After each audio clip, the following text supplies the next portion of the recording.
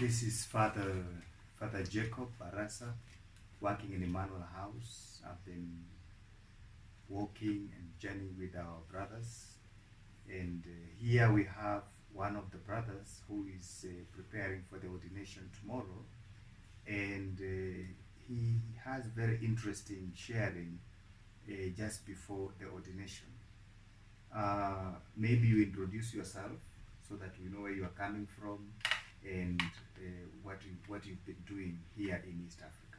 Thank you, Father. Me am Brother Matondo Kabuku Dieu merci. I'm from DRC Congo, and I did my theology at Ekima University, Nairobi. Thank you, Deacon Matondo. Thank you, Father. People are always having different ambitions and aspirations, and the reason as to why they become priests. I don't know if there is anything new that you want to bring on the altar as a newly ordained just from tomorrow. Thank you, Father, for the questions. I cannot say that I have something very new I start to bring, but I have something that it is really touch my heart is the family. Is the family, because if tomorrow I'll become the priest, it is because I come from the family, and then the family is really the key of everything. If tomorrow we have the president, we have the minister, we have the priests and sisters, because of the family. And this modern society, we have to go back to this element. Maybe now people, they are no longer making more emphasizing on the family. And then this really is a burning issue for me. I said that when I become a priest, I have to insist on this family, go back to the family, so that to inspire people, so that they understand that the family is the key. The family is that the tree which produce priest, produce the bishop, produce the deacon, produce many people in the society. Yeah, it's actually the foundation. Yes. The foundation of everything. And the tendency in the priests of today is like they want to feel, yes, they are missionaries, but even where you are going to work in the church, it is basically the families. So you feel like that should be your focus, and that's interesting because we need to be part of the family and to work with the family so that we can get good vocations from the family. Thank you very much for that response. And when you are appointed as a deacon, I know you've been working in the water factory, and the assumption is water. What is your experience?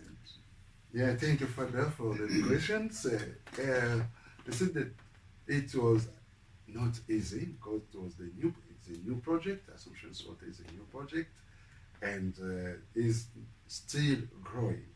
And then working there is a lot of challenges because as the project still at the beginning, and then there is a lot of things to achieve, and then it's a lot of demanding.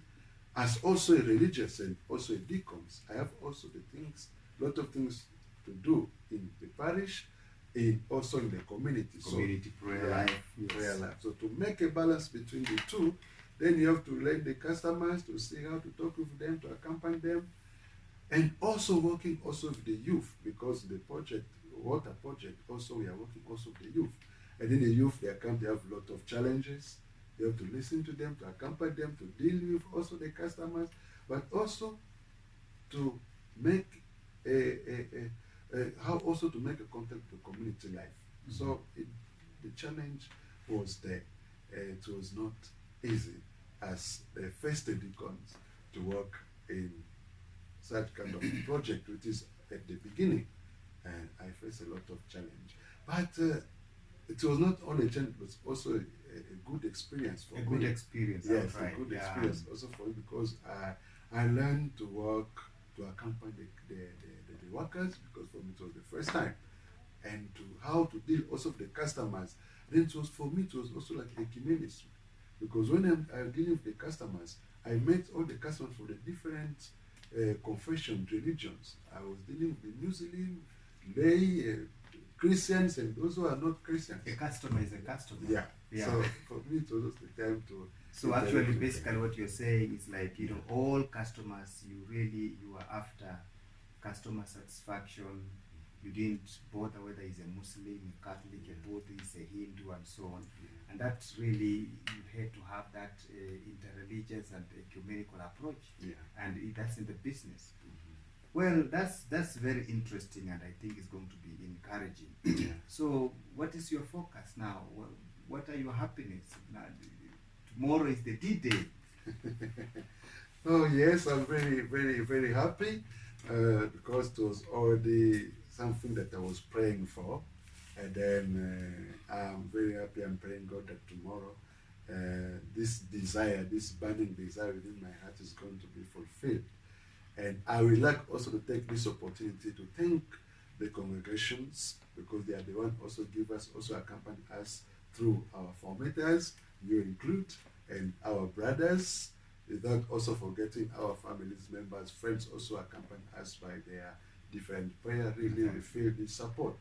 And also, I would like also to encourage our other people who want to enjoy our religious life to become also priests. I ask them to go forth to keep it up. So the garden of God is very huge, so we need all of them. Yeah, we need them in the vineyard. In the vineyard. And the church as a mother will never have enough. Mm-hmm. Imagine tomorrow you are going to be ordained, a few of you, and even some people wishing, oh, let Deacon Matondo, Father Matondo, let him come to our community, but there will not be enough. The church will never have enough. Thank you so much, Deacon, and we wish you a happy experience for your D-Day, for your ordination.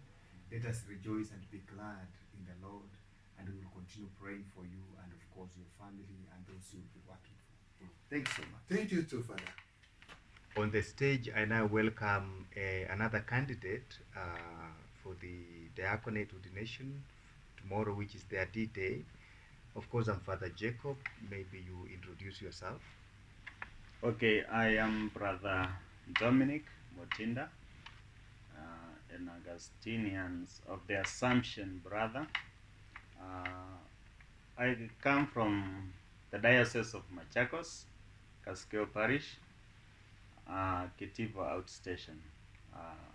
I am the firstborn in a family of 7 children, 3 boys and 4 girls. My parents are Mr. Francis Motinda and Mrs. Angela Ndulu.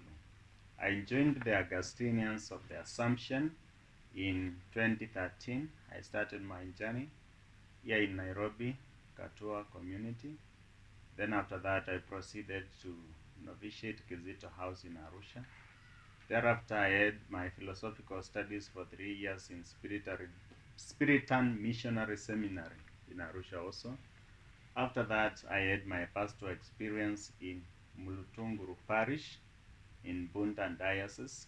After that, I proceeded here in Nairobi for my theological studies, which I completed last month, the month of May. Yeah, thank you so much, Deacon, to be. And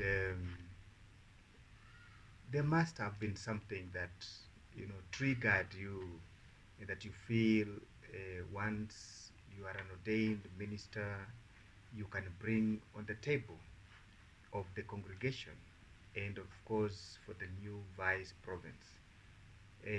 What is your concern, especially for leadership and governance of our congregation and particularly the vice province?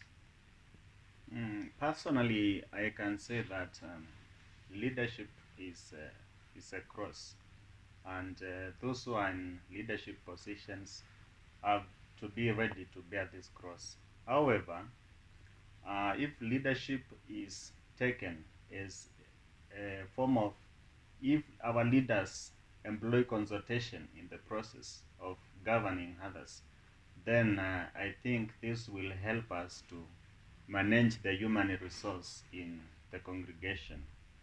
And by this I mean that personally as Dominic, I don't think there is someone who knows me better than the brothers who have walked with me the journey since I joined postulancy up to now. So those brothers, if they are maybe consulted when I am to be appointed for a new mission, they can bring in new views, new ideas about the Dominic they know since I joined the Assumption. And by this, I think we shall help the congregation to go ahead. And another thing, I say, I'm happy to be ordained a deacon tomorrow, and after that, to be sent for mission by the congregation. By this, I say I'm also coming in as a resource to the congregation. I'm ready to be used by the congregation. And I think if all of us really we are faithful to what the congregation has entrusted unto us, and also as Augustinians to bring that which we get from the field of work to our common pool, and then we share this out, then I think by that we can enrich one another. So we have to work together as a team and also love one another at personal level so that together we can make something beautiful for God and for our congregation. What are the benefits? Like in the recent past, we were under the region, the East African region, and now that we are, in the vice province, I think that's some good progress in the congregation. But is there any challenge that you've observed that, with regard to how we manage things and the fear that people have, you know, you've talked about consultative kind of leadership as a style, collaboration, and what do you think has been a challenge as we move from one way of, and now that we are a little bit autonomous? Okay, I think the transition from the region to the vice province was a great milestone for our congregation. This is because I think we have become more autonomous in the sense of governing ourselves, and this also has helped even the brothers' information. They can easily get in touch with the vice provincial superior. They can easily get in touch with the format of the vice province. They can also get in touch with different kinds of leaders in our vice province, and also the issue of reports for the brothers' information. Also, our reports are being read out quickly because the leaders are just within almost the same locality of East Africa. So this makes the work easier, and also moving from a region to a vice province, also it calls upon each one of us a greater responsibility, because if if we can show ourselves out that we are really ready to govern ourselves, then we should be ready to help one another ascend the ladder of governance, and also various kinds of help. We need to hold the hand of one another so that together we may move on towards a province in the future. Thank you so much, Brother Dominic. And that gives us a summary of what we expect, to mobilize ourselves, to motivate each other, because people make the congregation. So we need to encourage our brothers. We need to send out the messages of happiness and joys and cementing our values together for the growth of the vice province. I think with that, I wish you the best of luck tomorrow, being your D-Day, so that you may, as you get ordained, you may, as you said, you are coming in as a resource, and we encourage you, we motivate you, and we will work together so that, our dear faithful, our Christians can get the services as expected. Thank you so much for that. For this. This is another discussion with Deacon Ignatius Ngoyoyo, who was appointed as a deacon to work in Murutunguru Parish in Bunda Diocese. Father Jacob Barasa, the Assumption is East Africa by its province. Maybe we start by introducing yourself. Thank you very much, Father Jacob. I'm Ignatius Nkoyoyo, born in Lugazi Diocese, Mukono Parish, in the country of Uganda. And I've been an Assumptionist since 2012, when I joined after being inspired by Father Kisangani, who was in Uganda learning our language before his mission. And then I came to Nairobi for postulancy in Juru Parish community. From there, I went to the novitiate and I made my vows in 2014, first vows. Then it was like an automatic journey to philosophy, Austin House. I mean, all of us were going there. So after 3 years of philosophy in Austin House, I went back to Uganda for 1 year of pastoral in our parish, Chabakade Parish. It was one of my best moments in my journey. And then I was appointed to Emmanuel House in Nairobi, where I did my theology. And after finishing the 3 years of theology in May last year, I was appointed to Murutunguru Parish in Ukerewe Island in Bunda Diocese, just like Father said, after being ordained a deacon. It is a journey that has taken me almost 10 years, because in a few hours' time, I'll be ordained a priest. So I really thank God that I've come this far. You must be really excited for this D-Day, which is just in a few hours' time tomorrow. And just as you've said it, you've been working on Ukerewe, island. Actually, the missionaries were always, crossing islands using boats and, to evangelize. And actually, our symbol as the Catholics is, you'll always find it, the chasubles in the Dalmaticas having the symbol of fish, because that is the missionary symbol. Maybe just to let the audience know a little bit about your experience. Ukerewe Island, particularly Bunda Diocese, is one of the most challenging mission that we just started, and you are among the first lot to work there as a deacon. I know education has been a great challenge, and education is our charism as Assumptionists. Would you kindly talk about the challenge of education and how economic crisis affects the people of Bunda? Yeah, thank you, Father. Bunda Diocese, Ukerewe Island, and the people of Murutunguru are generally struggling financially. And the reason is simple. They rely on nature. They are farmers, they are fishermen. Fish have seasons, for those who don't know. The seasons also, rain, affect their production in the garden. And once you are poor, everything will be affected. And one of the things that has been affected mostly is the education. Why? Because for most of the people of Murutunguru and Ukerewe, education seems like a luxury. Students can only afford to go to schools that are government aided. And most of our government aided schools are the same everywhere in Africa. They are of poor quality. They are having a lot of students understaffed.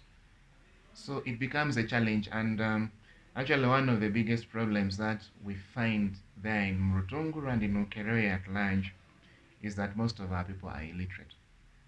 Others can only go as much as Form 4, and Form 4 of Tanzania is not the end of secondary school, because there is no Form 5, Form 6 school that is government aided.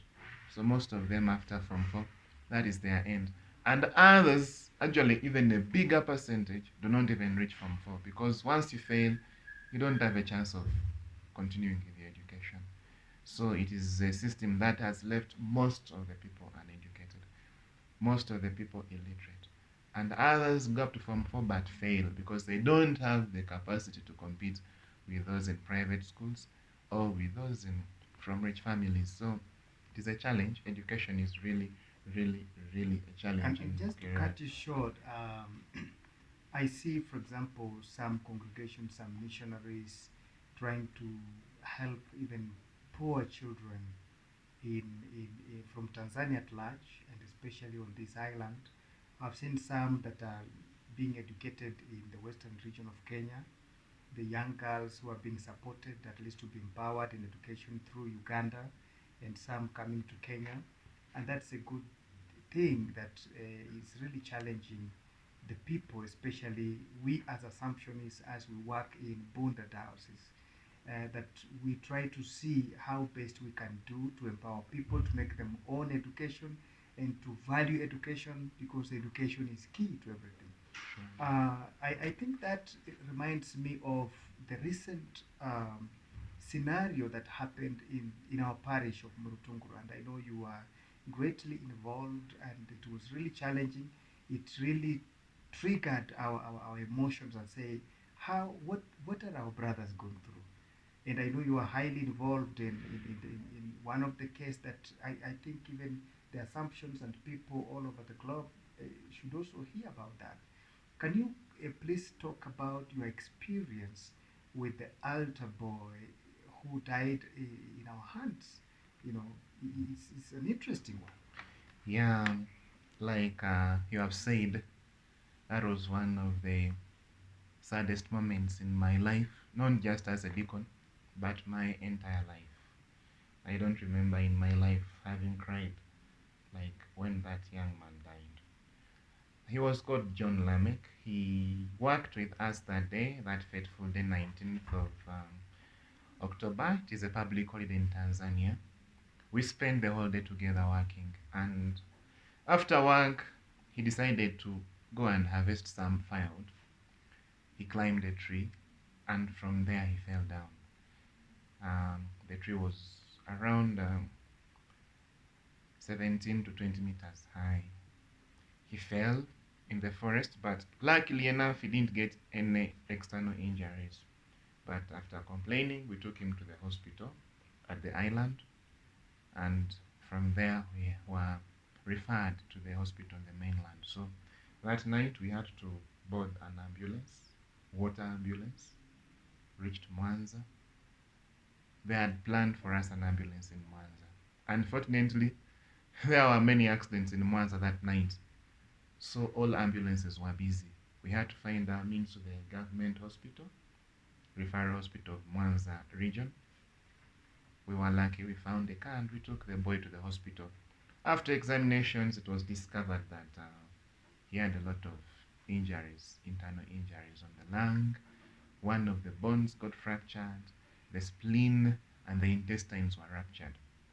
So after a few days, we are referred to another hospital, a bigger hospital that belongs to the Catholic Church called Bugando in Mwanza.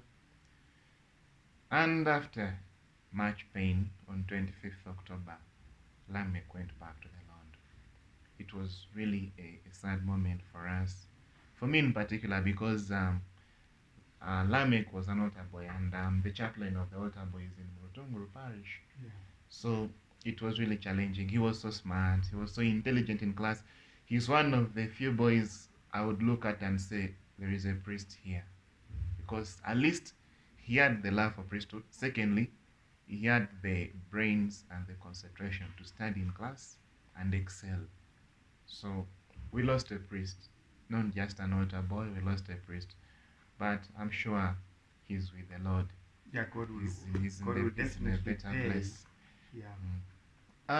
I really thank God that most of our brothers who were outside Murutunguru really had a lot of fear for us, especially about the family. But on the contrary, the family was so grateful for the work that we did, because the priests and myself really, really, really worked. That young man, on the night before he died, I slept in the hospital on the eve of his death, and his parents were there. So that was also another sign. He's coming to sleep with us. Yeah. The superior of the community himself slept in the hospital and in the lodges around the hospital, Yeah. surviving on chapati for supper. Wow.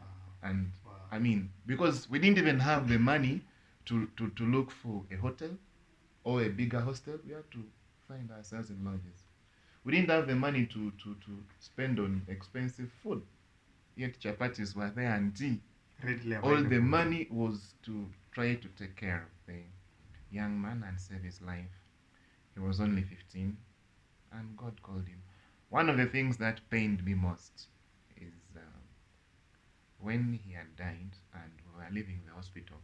They told me, and I quote, tunakukabidhi mwili. For those who don't know Swahili, that statement means we hand over the corpse to you.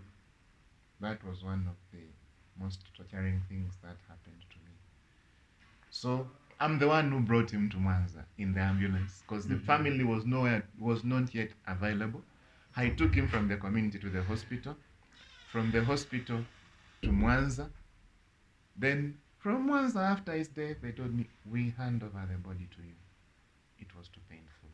And I didn't know that traveling with a dead body on the lake, you need permissions, signatures, and all that stuff. So I had run into offices looking for that. We took him home, we buried him in the cemetery of the parish, and I'm sure he's resting in peace with God and with the angels. Yeah. I think, Deacon, this is the time to reckon. It is time to remember. Like philosophers tell us to know is to remember, and we recall all this, and now the day is just around the corner, because go to the whole world, make my people my disciples, console them, encourage them, pity with them, walk with them, be empathetic and sympathetic, with them. I think this is an interesting time for you as you are going to be ordained tomorrow. And the mission that you undertook and the mission that you are going to undertake, because you will go back to the same people, not as a deacon, but as a priest. We want to wish you the best of luck. We want to wish you God's blessings. We've stayed with you as your formator. We worked together as brothers in the Vice Province of East Africa.